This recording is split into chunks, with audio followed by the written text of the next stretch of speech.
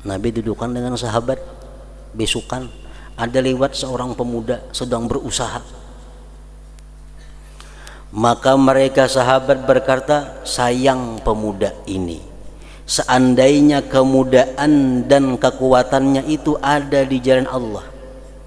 Sayangnya pemuda ini tuh ya berusaha besukanan. Jika digunakannya sagan beribadah kah, tempulainya muda, tempulainya kuat. Jika digunakan beribadah sagan baikan itu, ujar sahabat Nabi.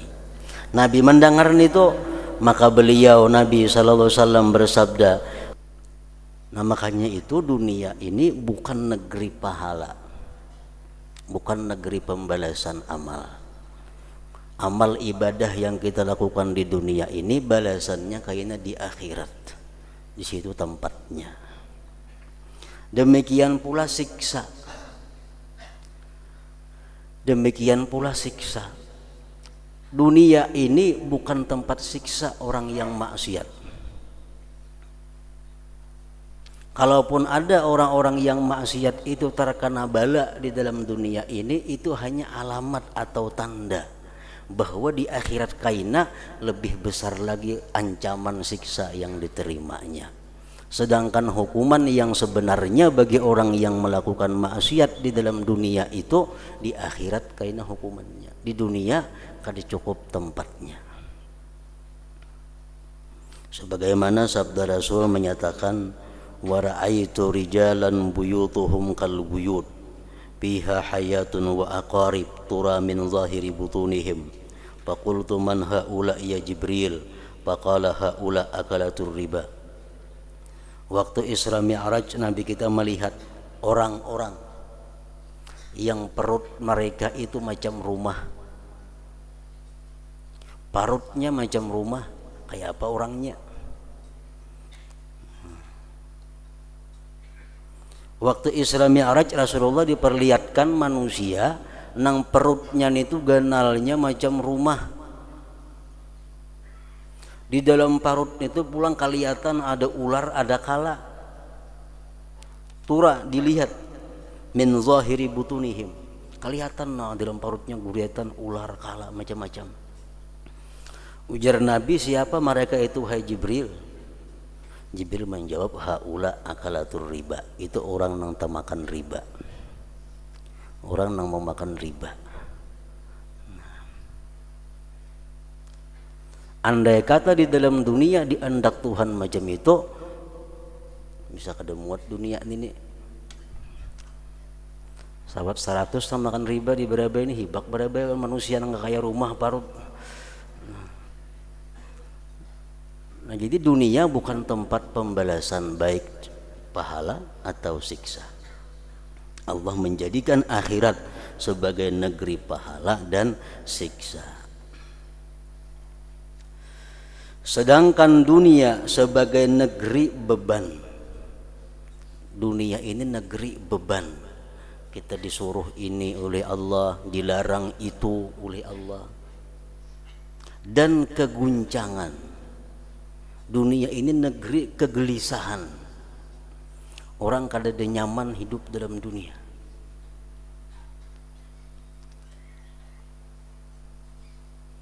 Orang mencari ketenangan, kebahagiaan di dalam dunia itu mustahil.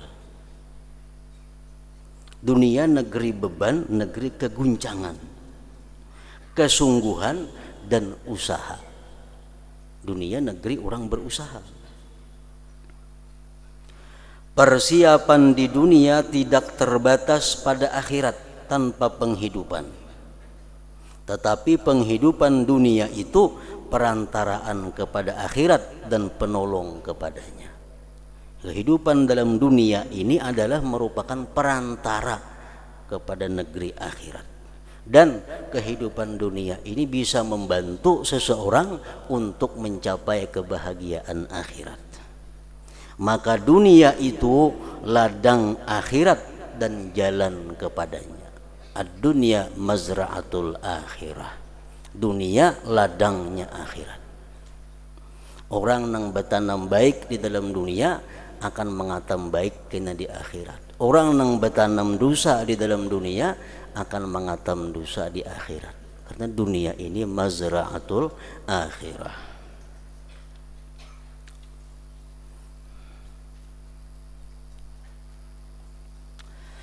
Manusia itu ada 3, yaitu pertama, seseorang yang disibukkan oleh penghidupannya dari akhiratnya.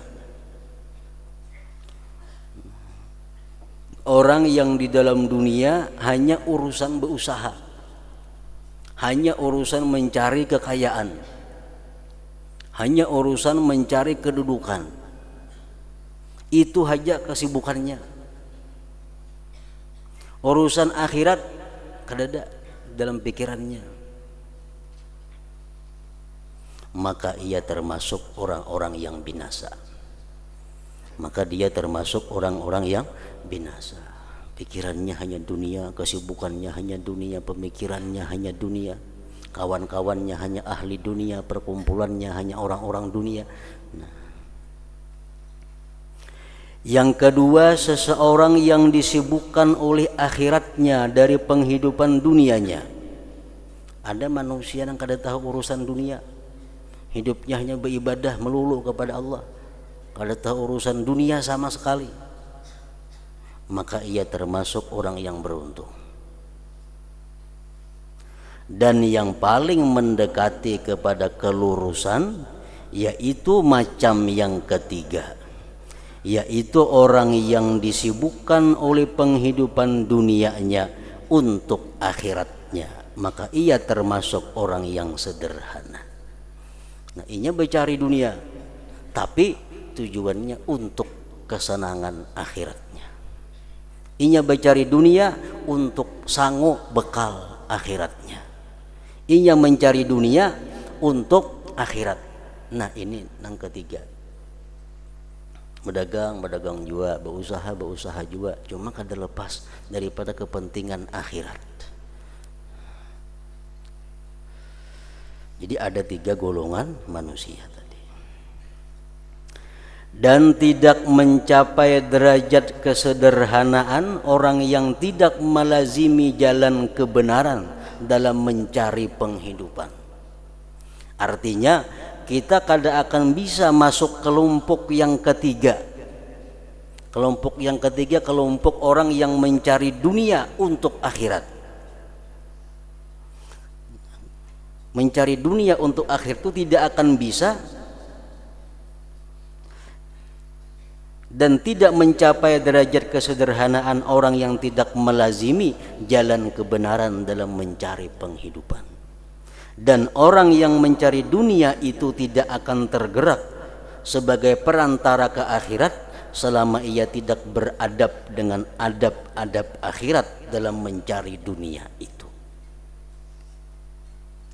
Nah, kami akan mendatangkan adab-adab, tata cara berdagang, pekerjaan-pekerjaan, dan berbagai macam usaha dan sunnah-sunnahnya. Hal itu kami jelaskan dalam beberapa bab supaya bisa usaha perdagangan itu merupakan jalan untuk menuju kebaikan akhirat. Perlu ketahui adab-adabnya, aturan-aturannya supaya usaha bisa diandalkan untuk membawa kemuliaan kepentingan akhirat tadi.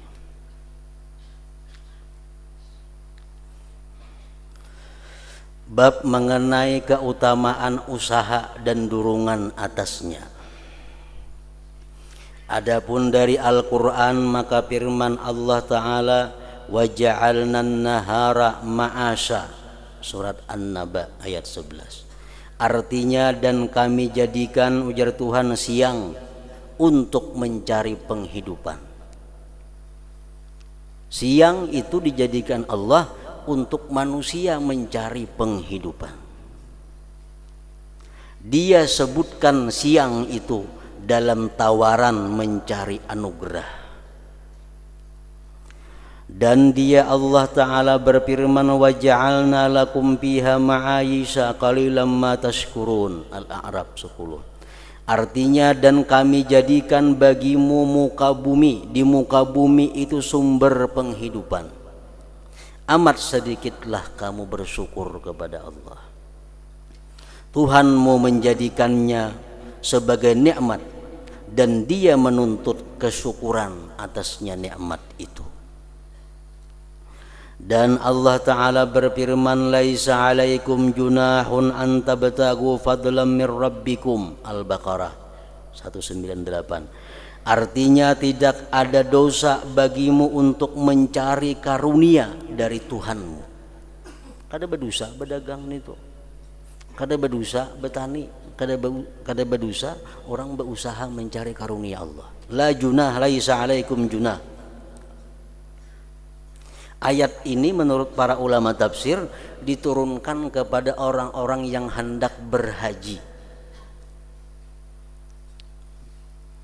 Orang-orang yang hendak berhaji itu mereka kada hakun tulak haji sambil membawa barang dagangan. Mereka kada hakun naik haji sambil membawa barang dagangan. Takutan kalau ku berdosa, takutan kalau ku hajinya kada berpahala. Jadi kayaknya biar di Makkah minta-minta kagawian, napakah? Nah Allah kada ketuju macam itu. Ujar Tuhan, laisa alaikum, tidak ada dosa bagimu untuk mencari karunia dari Tuhanmu. Jadi sambil naik haji silahkan membawa barang jualan dari kampung kita, dibawa ke sana untuk dijual sebagai nafkah hidup di sana. Jangan minta-minta di situ.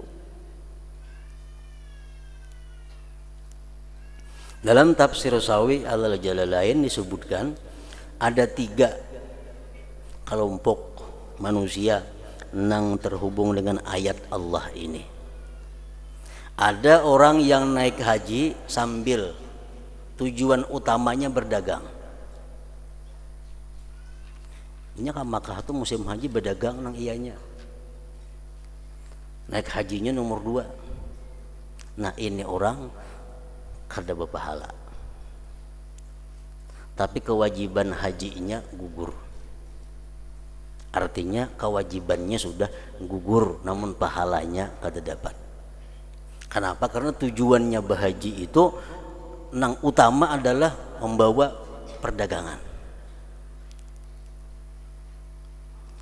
Ada kelompok nang kedua lagi, orang naik haji itu sama tujuannya berdagang sekaligus naik haji.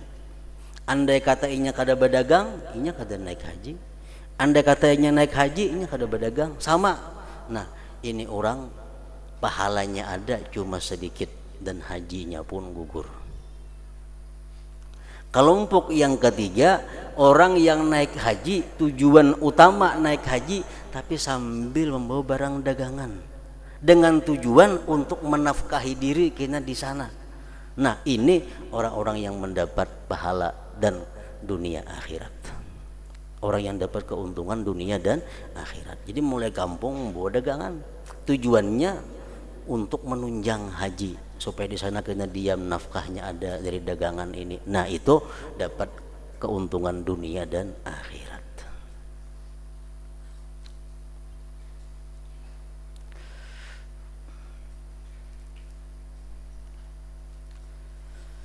Laisa alaikum junahun an tabtagu fadlan min rabbikum wa akharuna yadribuna fil ardi yabtaguna min fadlillah. Al-Muzammil. Artinya, dan orang-orang yang berjalan di muka bumi mencari sebagian karunia Allah. Dan Allah Ta'ala berfirman, fantashiru fil ardi wabtagu min fadlillah. Artinya, dan bertebaranlah kamu di muka bumi dan carilah karunia Allah.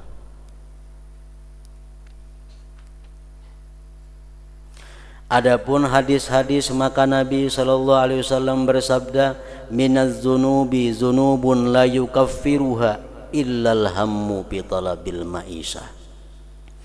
Artinya, sebagian dosa-dosa adalah dosa-dosa yang tidak dihapus kecuali oleh pikiran dalam mencari penghidupan.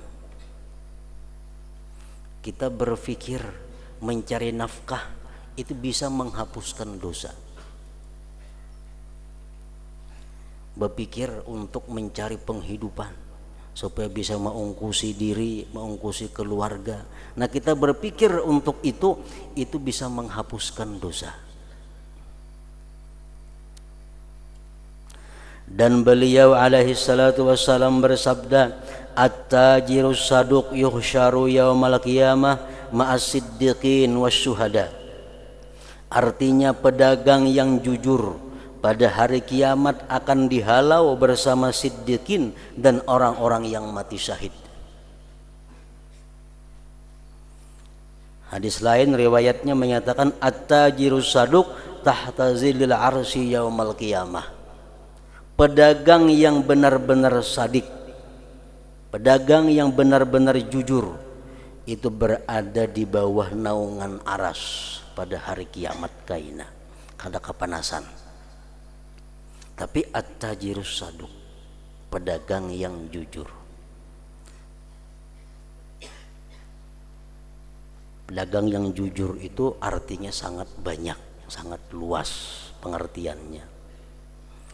Satu, pedagang yang jujur itu pedagang yang benar-benar amanah.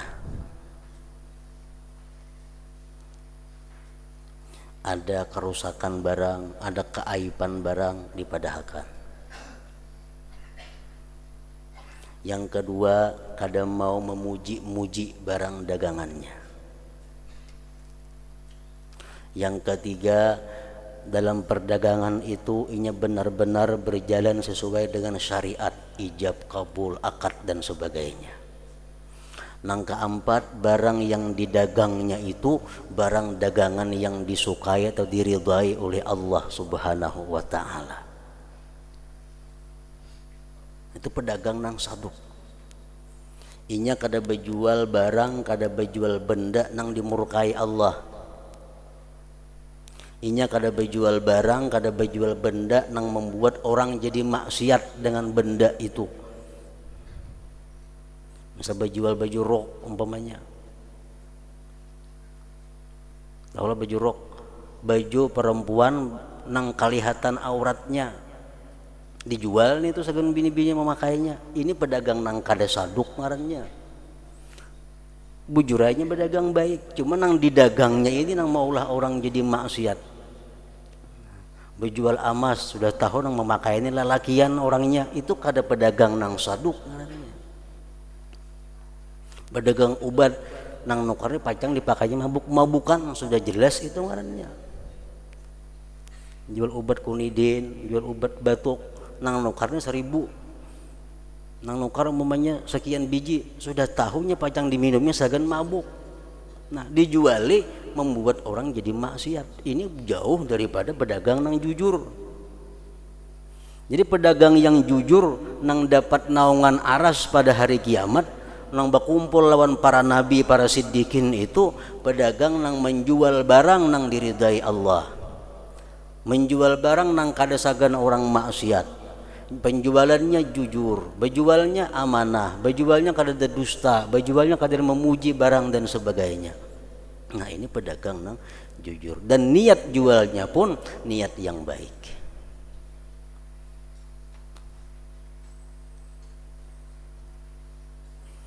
Hanya ada sebagian perkataan ulama bahwasanya al-Islam mahjubun bil muslimin. Artinya Islam itu didinding oleh orang Islam juga. Maksudnya Islam itu dirusak oleh orang Islam juga. Nang menjual bir itu orang Islam banyak di warung-warung. Nang menjual obat mabuk-mabukan orang Islam juga. Nang menjual baju-baju nang membuka aurat di pasar orang Islam juga. Jadi nang merusak Islam itu orang Islam seorang. Nah, pedagang macam ini jauh daripada pedagang nang as-saduq ngarannya. Keuntungan nang didapat dalam dunia kada seimbang lawan siksa nang bakal diterima di akhirat. Berapa ada hubungannya itu?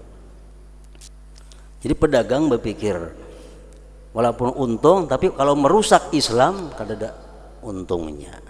Bahkan kayaknya menyesal kada terkira.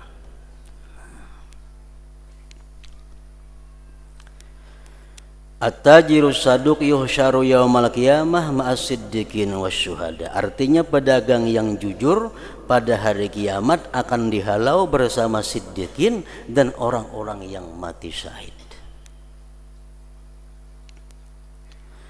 Dan beliau sallallahu alaihi wasallam bersabda, man talabad dunya halalan wa ta'affufan anil mas'alah wa sa'yan ala iyalihi wa ta'attufan ala jarihi laqiyallaha wa wajhuhu kal qamar lailatal badri. Artinya barang siapa mencari dunia dengan halal, luas artinya dengan halal itu barang yang dijualnya halal, cara penjualannya cara yang halal, orang menggunakannya pada tempat-tempat yang halal. Barang siapa mencari dunia dengan halal,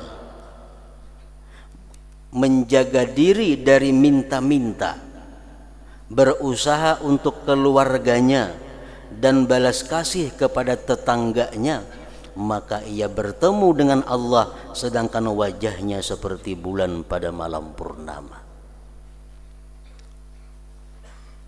Orang berdagang nang halal tadi, tujuannya berdagang itu untuk supaya jangan mengemis. Tujuannya berdagang untuk memberi makani, menafkahi anak bini keluarga. Tujuannya berdagang untuk membantu jiran dan tetangga nang kesusahan. Orang nang berdagang macam itu niatnya, di akhirat kena wajahnya seperti malam, seperti bulan pada malam purnama, berkilauan artinya. Pada suatu hari Nabi sallallahu alaihi wasallam duduk bersama para sahabatnya. Mereka melihat seorang pemuda yang mempunyai kekuatan, di mana ia pemuda tadi berpagi-pagi berusaha. Nabi dudukkan dengan sahabat, besukan ada lewat seorang pemuda sedang berusaha. Maka mereka sahabat berkata, sayang pemuda ini. Seandainya kemudaan dan kekuatannya itu ada di jalan Allah.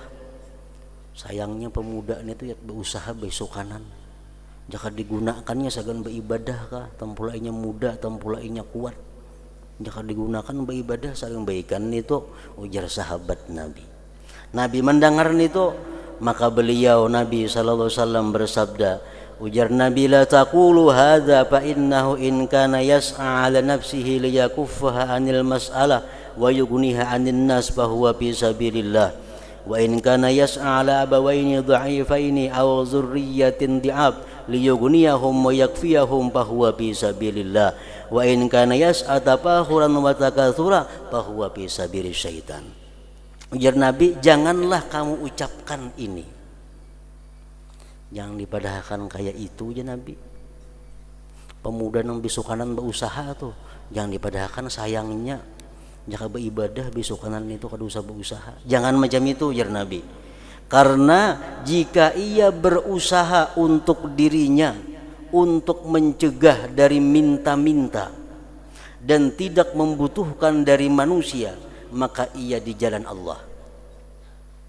Orang tuh berusaha dengan tujuan supaya jangan jadi pengemis. Nah, inya berusaha itu fisabilillah ngarannya, di jalan Allah.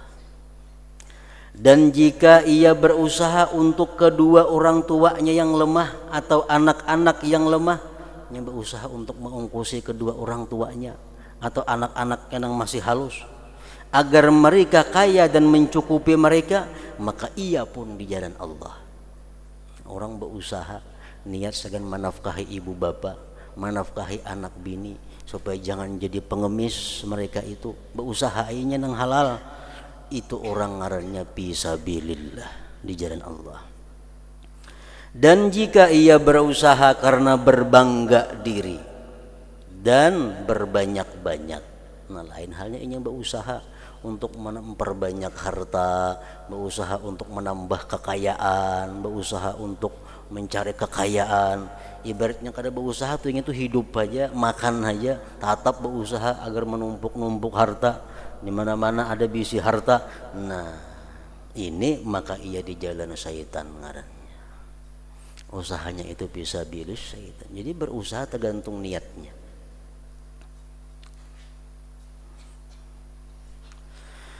Dan Nabi SAW bersabda, Inna Allah yuhibbul abda yattakhidul mihnata liyastaghniya biha anin nas, wa yabghadul abda yata'allamul ilma yattakhidhuhu mihnah.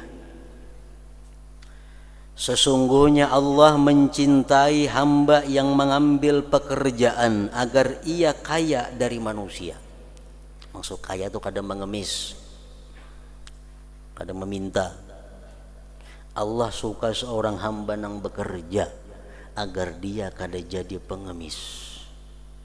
Dan dia Allah membenci hamba yang belajar ilmu yang dijadikannya sebagai pekerjaan. Allah kada katuju seorang penuntut ilmu tapi mengharap balas kasih orang. Artinya ini menuntut ilmu supaya diberi orang, supaya dimacam-macami oleh orang. Nah itu Allah kada suka yang demikian.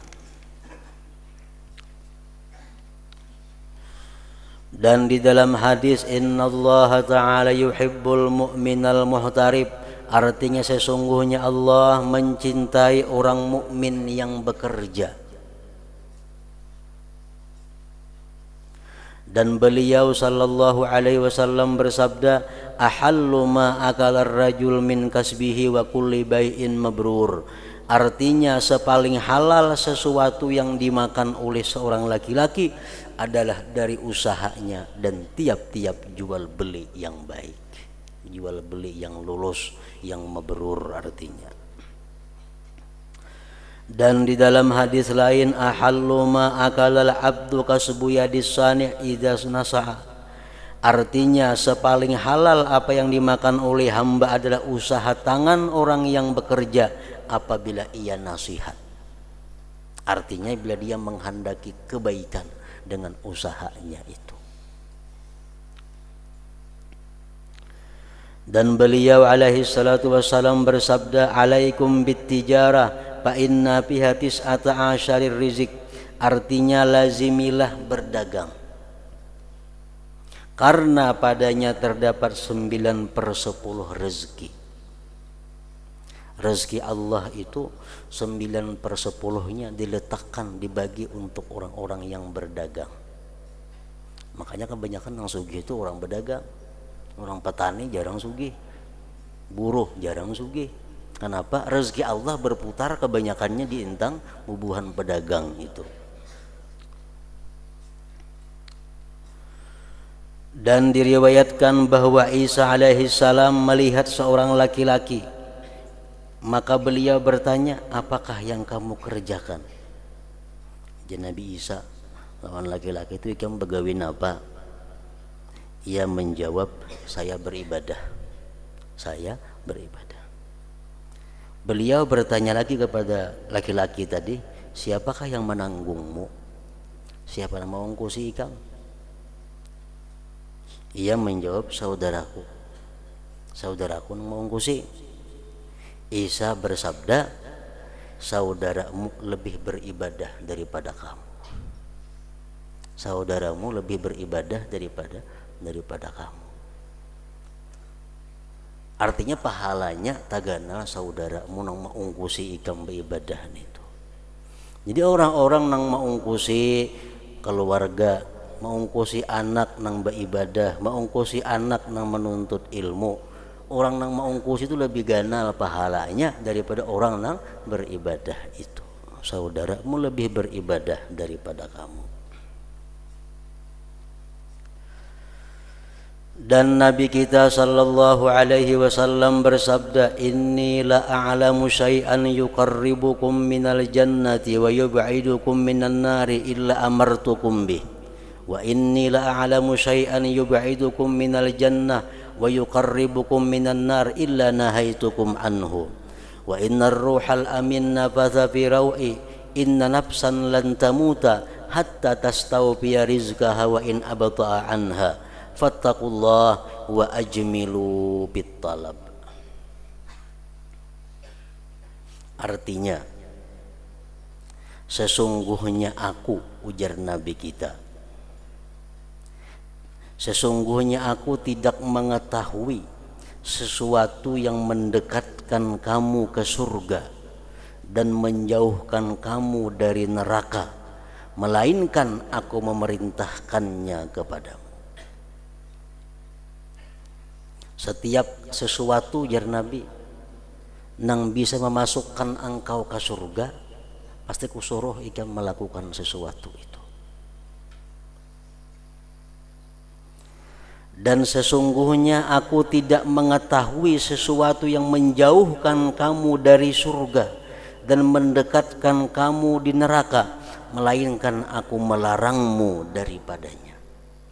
Sesuatu apapun, jar Nabi, nang pacang membuat ikam ke neraka, pasti kularang, pasti ku cegah.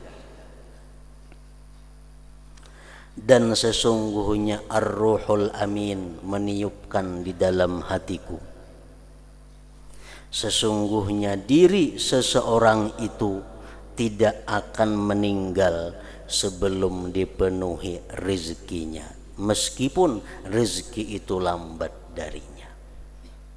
Artinya seseorang itu tidak akan mati kecuali rezekinya habis. Bila rezeki masih ada, kita kada bakal mati.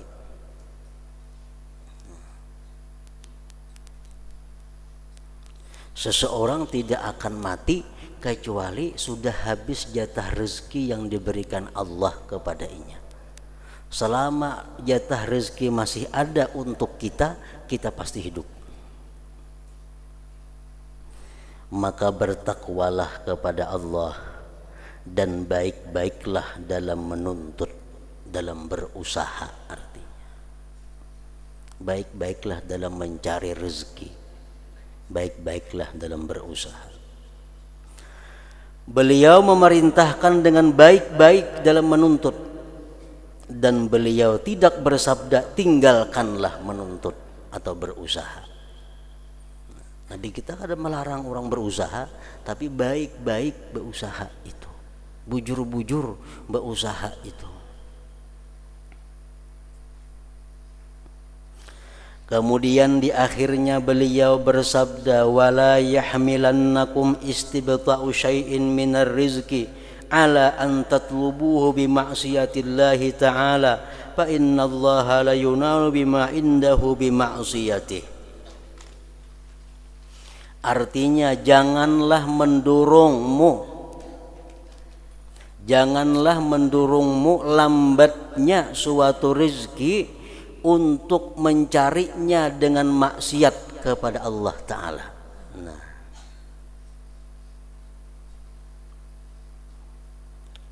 jangan sampai karena rezeki ini lambat datang lalu melakaskannya dengan maksiat. Jangan sampai. Khawatir kalau calon pembeli ini kada jadi menukari, lalu bersumpah-sumpah, lalu memuji-muji barang, lalu menyembunyikan rusaknya barang. Khawatir kalau kada jadi menukari.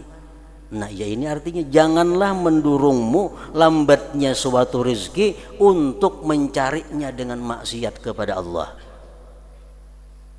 Jangan asal ada rezeki, jangan asal ada payu, haram kan yang dijualin, yang berdosa kah? Kenapa? Karena yang penting payu. Nah itu, jangan macam itu, ujar Nabi.